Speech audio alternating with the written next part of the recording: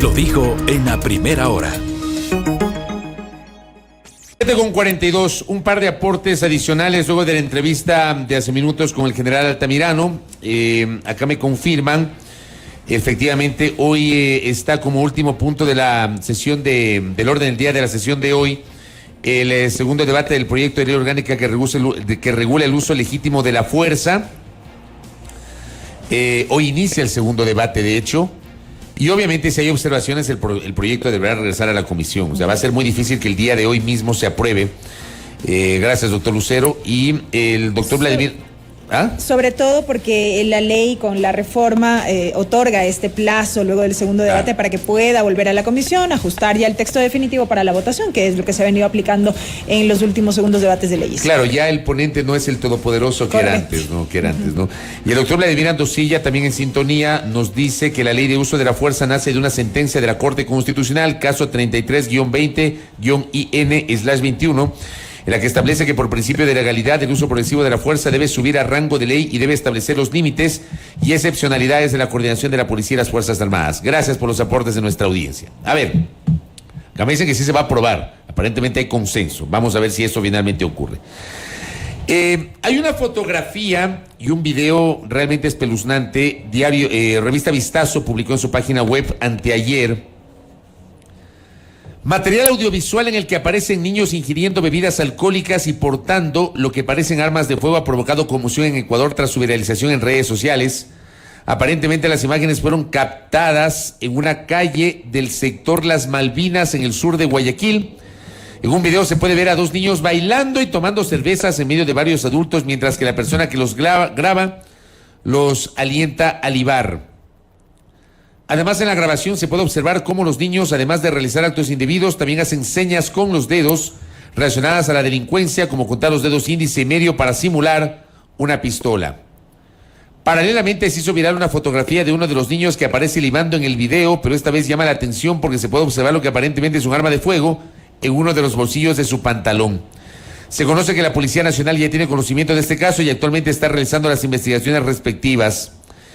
El colega Paul Tutibén también había publicado niños a merced de gente mala. Circula video donde se ve a niños de 8 a 10 años consumiendo cerveza y fotos portando armas. El licor se los dan adultos. Informan que sería en Las Malvinas, Cooperativa Libertad Sur de Guayaquil, DINAPEN, y pide el colega acudan a rescatarlos. De hecho, Twitter advierte que el video multimedia incluye contenido potencialmente delicado. Sibel Martínez está con nosotros, vicepresidenta del Consejo de Protección de Derechos de Quito. Le saludo a Sibel y le quiero pedir una reacción sobre esto. Bienvenida, buenos días. Fabricio Belkis, muy buenos días y gracias por el espacio. ¿Qué otra reacción que no tener realmente una sensación de alarma frente a lo que está sucediendo, ¿no? Los niños, la última rueda del coche cuando hablamos de política pública, si es que existiría respecto a bienestar social, a protección, a la ética del cuidado, ¿no? Yo veo en estas fotos, y ponía justamente un tuit al respecto, porque alguien decía los psicópatas del mañana. Y parecería ser que es así, ¿no? Que así se siente y así se ve en esta sociedad un problema grave respecto a la protección integral de nuestros niños, niñas y adolescentes. Lastimosamente no tenemos la conciencia suficiente para darnos cuenta que el reflejo de la sociedad también se ve en los niños. Niños desprotegidos, niños, como usted bien comenta, víctimas de la negligencia social y de la negligencia de un Estado fallido que lastimosamente, garante de derechos, no hace su trabajo. Yo hasta este momento no siento medidas de protección tendientes a dar garantías a los derechos de los niños en este país. Sibel, buenos días. Le saluda Belkis Sánchez. Justamente, ¿qué está pasando, por ejemplo, con el rol del Ministerio de Inclusión Económica y Social? El Ministerio de Inclusión Económica y Social se ha basado en una política, yo le diría, de caridad, lastimosamente. ¿A qué me refiero con esto? A que hoy por hoy lo que vemos o lo que observamos es que a cada respuesta de desprotección, lo que quizás se hace es entregar bonos, ¿no? Bonos insuficientes y falta de medidas de protección o de políticas y acciones afirmativas también. UNICEF. Algo pasó con la conexión. ¿Fue la conexión o el Zoom? Al parecer. Algo pasó con el Zoom de Sibel Martínez, que estaba justamente conversando. No sé si se le acabó la batería de la computadora, a veces pasa. Muy preocupada Sibel. ¿Tú habías visto este material? Sí, claro, se viralizó, ¿no? Tú eres madre. ¿Qué sensaciones se te vinieron a la cabeza, Becky? Realmente impactante, por ejemplo, esa imagen de el niño bebiendo cerveza. Inconcebible. Y que los adultos le alienten y que los tomar, adultos, ¿no?, le alienten, esta que parecía una pistola en su pantalón, que también lo pudimos ver, realmente preocupante. Nos dicen que ya estamos ya recuperamos con a Sibel. Conexión restablecida. Sibel Martínez, Sibel. Ahora sí, ¿qué pasó? Mil disculpas, creo que tuve aquí una baja de energía y se me desconectó la computadora y estoy ahorita conectada en el teléfono. Me imaginaba. Prosiga, por favor, Sibel, tenga la bondad. Sí, y entonces lo que vemos a nivel de respuestas estatales, ¿no es cierto?, tan necesaria, recordando que el Estado es garante de derechos, parecería ser que ve a la distancia, ¿no? Se abstrae de lo que corresponde o es de verdad su responsabilidad. En este caso particular, en el caso de los niños que vemos tomando y que están con pistolas, más allá de hacer una crítica destructiva, deberíamos preguntarnos qué estamos haciendo como sociedad y qué está haciendo el Estado frente a darles protección. Hablamos de un Estado que no educa, un Estado que no cura, un Estado que además a través de sus operadores de justicia no la da. Y entonces, frente a esta realidad social, en donde la violencia para estos niños, niñas, adolescentes, les da pertenencia, ¿no es cierto? De alguna manera les da pertenencia a algo que el Estado además no les ha brindado, ¿no es cierto? Movilidad, prestigio, poder, empoderamiento, que son temas que por obvias razones el Estado a través de sus servicios debería otorgar a estos niños reconocimiento. Y entonces ellos ven en la violencia y en esta posibilidad tan fallida, digamos, de estas bandas, ¿no?, criminales que los acogen. Los enseñan primero los captan y les enseñan en el mundo de las drogas a consumir drogas. Luego les piden que roben para finalmente, y no es menos, grave, que entren en el mundo del sicariato. Esta es una realidad. Pero esta realidad no se da, además, bien, un análisis mucho más profundo nos permite analizar que no es precisamente por un tema de dinero, es por un tema más de pertenencia, de una pertenencia que no les da el Estado, el país, ¿no es cierto? Estos niños estereotipados, además, como delincuentes, hoy como psicópatas incluso, ¿no?, o los futuros psicópatas del país, son simplemente marginados.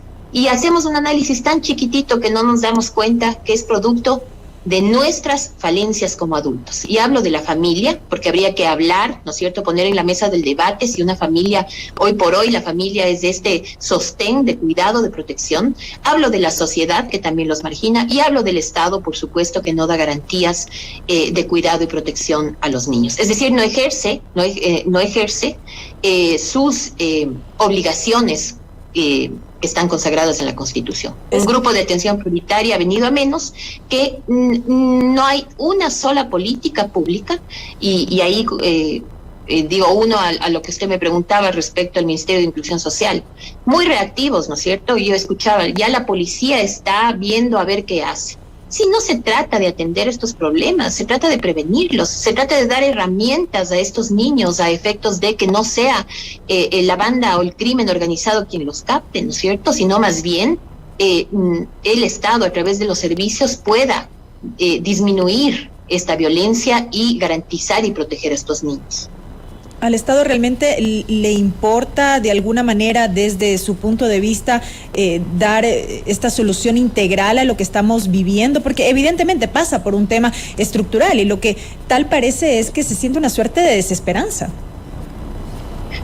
La violencia es estructural y en estos casos hablamos de niños tatuados por la pobreza, por la marginalidad, por la exclusión, por la falta de, servicios. Es decir, hablamos de una pobreza multidimensional extrema. UNICEF nos decía a principios de este año que el 80% de los hogares con niños, y ya dio un número, ¿no? 3.547.000, niños y sus familias le iban a hacer frente a la pobreza multidimensional, y 6 de cada 10 de ellos a la pobreza multidimensional extrema. Esto no ha variado desde el 2021, en que efectivamente UNICEF nos comentó esto. Y no ha habido respuestas por parte del Estado. Entonces, ¿qué esperamos? ¿No es cierto? Niños ni siquiera están en el radar de las políticas públicas en este país. Y les pongo un ejemplo, ¿no es cierto? El informe a la Nación. 2 imaginarios, Anthony y Gael, que eran 2 niños que hizo referencia el primer mandatario. Se habló de la desnutrición infantil y nada más. Digamos, ¿qué políticas públicas de protección al grupo de atención prioritaria niños se está trabajando a efectos de garantizarles sus derechos? Ninguna. Y entonces, como otros flagelos, veremos cómo cruza la vida de los niños. Yo invitaría más bien a la sociedad no a criticar a estos niños, porque por supuesto ha causado mucha alarma lo que vimos en las redes, pero no es culpa de ellos, pues ahí hay unos adultos en extrema negligencia que los videograban, ¿no es cierto?, y que se sienten, digamos, que no tienen la vergüenza suficiente siquiera para decir esto no se puede subir a red, ¿no?, porque es algo terrible.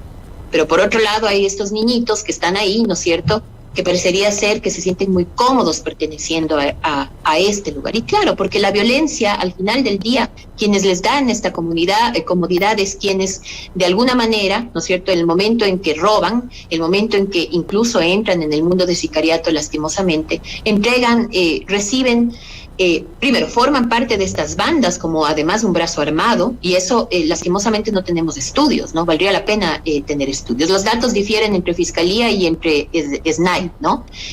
Hasta el 2021 se tiene una cifra, son como 648 niños y adolescentes que se encuentran en el SNAI, y Fiscalía tiene un dato mayor, 890 o algo así, digamos que son niños que están haciéndole frente al sistema de justicia. Ni siquiera los datos cuadran. No tenemos datos de, digamos, si es que estos niños pertenecen y en qué número a estas bandas organizadas. Frente a esta falta de datos, mal podemos hacer política pública. Pero efectivamente hay una realidad que se subió a redes sociales y nos da viva cuenta de que estos niños, ¿no?, socializan a través de la violencia, sienten pertenencia, pero no es su culpa, no es culpa de ellos, es culpa de un Estado fallido que no las tiene siquiera en la mira y por lo tanto ni siquiera da respuestas, de una sociedad también que los margina y por supuesto de una familia que no los protege. Y de modo alguno se puede responsabilizar a los niños, Ibel. O sea, sería absurdo que se les establezca un grado de responsabilidad a los pequeños. Yo me refiero a esto, Fabricio, porque no es la primera vez que escuchamos de esta noticia. Y un medio, incluso un periodista en particular, se refirió a un adolescente como un monstruo que debería estar enjaulado. Recuerdo yo ya sé a qué tuit se refiere y ya sé a qué colega se refiere. Exactamente. Y frente a esa situación, nosotros como Alianza por la Niñez y la Adolescencia, Defensores de Niñez y Adolescencia, pusimos un pronunciamiento al respecto. Porque si los medios de comunicación no tienen un enfoque de derechos, ¿no?, pueden estigmatizar a estos jóvenes infractores, ¿no? Producto de esta carencia, de la falta de, digamos, de seguridad alimentaria, de trabajo, de empleo digno, de una serie de cosas. Y no precisamente son monstruos enjaulados. Pues, con esa visión no vamos nunca a cambiar una realidad social lacerante, ¿no?, en la que ellos viven y se desenvuelven. Estaba justamente, usted mencionó el tema del informe de la Nación, estaba revisando en este momento el texto del informe de la Nación y claro, me encuentro con el capítulo 4 que habla de educación, desnutrición, inclusión social, vivienda. El presidente habla de que hace unos meses en Colta, provincia de Chimborazo, conoció a Anthony Morocho de 10 años de edad. Habló de la unidad educativa, una unidad educativa docente, que este niño le ha dicho que quiere ser presidente del Ecuador. Habló de su madre, dice, ¿dónde está? Rosa Alba, que se acercó a las ferias organizadas por el programa Ecuador Crece sin Desnutrición Infantil, que ya mismo vamos a tener una entrevista sobre ese tema. Estoy tratando de ver si hay algo más. O sea, nos hablan justamente de desnutrición, nos hablan de Ecuador Crece sin Desnutrición además, luego ambiente, turismo, deporte, luego derechos humanos, violencia de género, salud pospandemia, producción, alianzas público-privadas, recursos naturales, agricultura, conectividad, telecomunicaciones, seguridad. Estoy viendo los capítulos del informe de la Nación, unidad democrática, que fue el último capítulo, y pare de contar. Esos fueron los puntos del informe de la Nación del presidente de la República. Y ahí en la última parte que usted mencionó, dice, hablando justamente, invocando un gran acuerdo nacional, la conciliación, etcétera, dice, por encima de nuestras diferencias está la educación de Anthony, el sano crecimiento de Gael. Esos son los dos niños a los cuales se ha referido el presidente. Pero a usted esa parte de desnutrición no le convenció, ya que hablamos de estas, que creo que fue la única referencia que hace el informe de la Nación respecto del tema niñez. ¿No le convenció esa parte, Sibel? No, para nada, Fabricio, porque yo me preguntaba cuando hablaba de Anthony, que quiere ser presidente, si Anthony come, como para comenzar. O sea, si la seguridad de alimentaria de Anthony está garantizada, si el trabajo digno, el empleo digno de sus padres también, si tiene acceso a una protección social, que es lo que le debe el Estado, ¿no es cierto?, a servicios de salud y educación. Y entonces no vemos estos datos reflejados, digamos, en lo que dice el presidente. Y cuando yo comento un poco estos imaginarios, ¿no?, porque ya veíamos o ya hemos visto que hay una Lorenza, que ahora seguramente Anthony y Gael serán parte del discurso, ¿no?, para decir que se está pensando en los niños, pero no es solamente pensar, pues aquí hay políticas, deben existir políticas públicas que deben estar territorializadas además, ¿no?, es decir, tangibles. Yo digo, y lo he dicho, lo vuelvo a decir, la desnutrición infantil no es el único problema que enfrentan niños y adolescentes. Usted bien refería, ¿no? Hay una parte de seguridad que habla el presidente, desde una mirada además restrictiva, punitiva, no es holística, integral, para poder, digamos, analizar todos estos flancos expuestos que deben controlarse, ¿no es cierto? A través de que no solamente de medir digamos, o tener una política de seguridad ciudadana sobre la base de los arrestos, ¿no?, o de las condenas. No va por ahí. Va también por esta visión muy clara, con enfoque de derechos humanos, de garantizar mínimos vitales, una vida digna a las personas. Si eso no cambia, entonces vamos a ver a estos niños, digamos, no solamente en las redes, porque capaz que eso ya no vuelve a pasar, sino que en el día a día, estos niños que toman, estos niños que empuñan un arma, ¿sí?, además son utilizados por las bandas criminales justamente por su régimen de justicia, ¿no? Es decir, de adolescentes infractores, en donde efectivamente no pagan la misma condena que los adultos, y por eso son utilizados también para estos delitos, ¿no es cierto?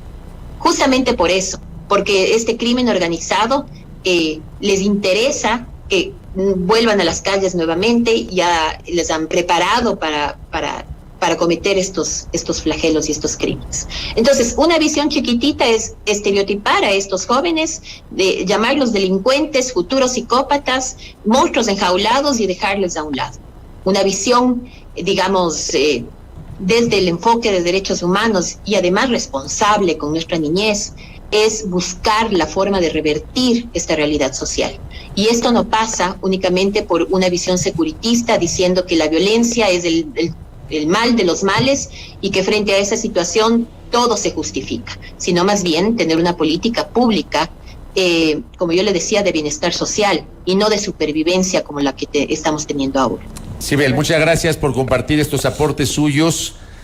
Qué pena bueno, digamos que es importantísimo conocer y debatir estas realidades, pero es muy penoso saber que existen, no reconocerlas. En esta además que fue o es la semana de la niñez, ¿no? El 1 de junio fue el Día del Niño y esos son los temas de fondo, más allá de los saludos, las loas, etcétera, los festejos, los ofrecimientos, estos son los temas realmente de fondo que hay que debatir. Gracias, Sibel, le envío un abrazo a la distancia. Muchísimas gracias, buenos días. Gracias a Sibel Martínez, vicepresidente del Consejo de Protección de Derechos de Quito. Qué barbaridad, nuestros niños, nuestras niñas, nuestros adolescentes totalmente vulnerables. Yo comentaba el otro día, Belkis, amigos y amigas, el tema del transporte escolar, de cómo un adolescente de 16 años fue baleado por negarse a resistirse a un robo en una unidad de transporte escolar. Uno manda a los guaguas, ¿no? A los pelados, como decimos también en la costa, en el transporte escolar es por un tema incluso de seguridad. Resulta que ni ahí están inseguros. Y luego este video donde se ve a estos niños, qué cosa tan terrible, ¿no? Si usted no se conmueve de verdad, si usted no se conmueve con eso, de verdad no se conmueve con nada, ¿ah? ¿Sí o no, Belkis? Terrible, espeluznante lo que vemos, preocupante también, porque en efecto se siguen demandando la generación de acciones, de políticas públicas, en todos los niveles, en todos los sentidos. Primera plana. Todas las noticias, todas las voces.